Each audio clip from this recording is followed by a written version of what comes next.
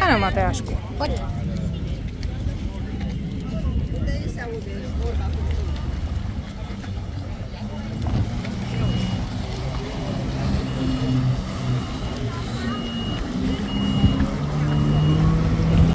Tak Maty, kde to jsme?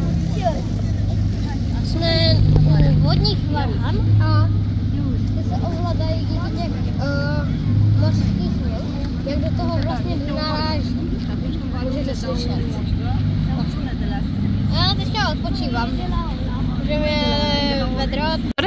Ono to jde z těch děr, ne, Maty? No tady. No, ten zvuk. Tyhle díry, mami. A jo, no vidíš. A tady mají varhany, klávesnici.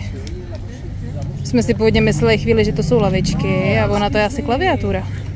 No, ono to jsou lavičky, ale ono to je i miniatura, že vlastně to vypadá jak ty klávesy.